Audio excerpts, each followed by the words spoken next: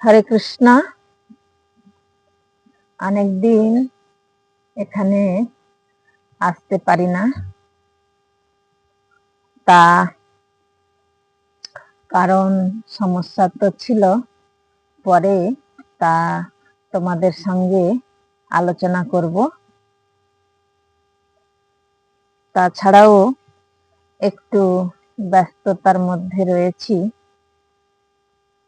আগে কর্ম, তাই কর্মজগতে মোবাইলে সময় দেওয়ার মতো সময় তো একটু চাই, তাই একটু সমস্যা। কখনো না কখনো তা পেয়ে যাব, তোমরা থাকবে, একটু সময় চেয়ে নেব। সমস্ত মানবের কল্যাণ হোক, মন আনন্দে ভরে উঠুক। আমি জানতে চাই আমার প্রশ্নের উত্তরটা কেউ জানে কিনা। বর্তমানে জানা নেই,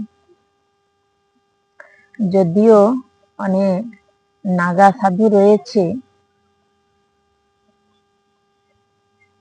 সাধনায় সিদ্ধি লাভ করে এই জায়গায় আসে না। ভারতবর্ষের 140 কোটি মানুষ রয়েছে, তোমরা বলবে 40 না 42। এদের মধ্যে 2 কোটি মানুষ, 5 কোটি মানুষ, 10 কোটি মানুষ ভগবানকে আরাধনা করছে, ডাকছে, ভগবানকে পাবে।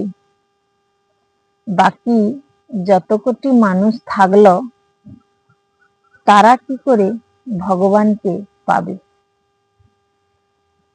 10 কোটি মানুষ যারা ভগবানকে ডাকছে, তাদের মধ্যে কারোরই ভগবানকে দেখা হয় না, দেখা হয় নাই। দেখা যদি হতো, তাহলে সমস্ত মানবের কল্যাণ আগেই বলে দিত। এখানে যে কল্যাণের কথা বলা হচ্ছে, তা নিজেকে বাঁচাবার জন্য, পরস্পরের জন্য নয়। কারণ স্বর্গ আর নরক বলে কিছু কি আছে, সেটা তোমাদের জানা দরকার।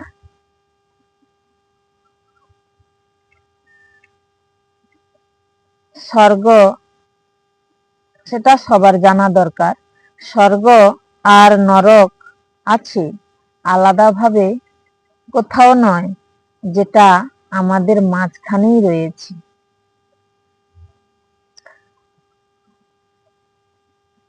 আমরা বলে থাকি 84 লক্ষ জীব প্রজাতি রয়েছে, মানব তার মধ্যে এক প্রজাতি।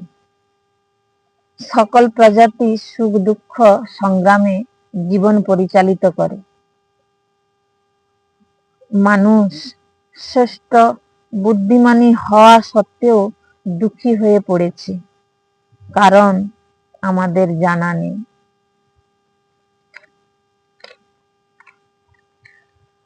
সহিষ্ণুতা হচ্ছে স্বর্গ, আর হিংসা করা হচ্ছে নরক, যেটা এই পৃথিবীর বুকে সকল জীবের ক্ষেত্রে।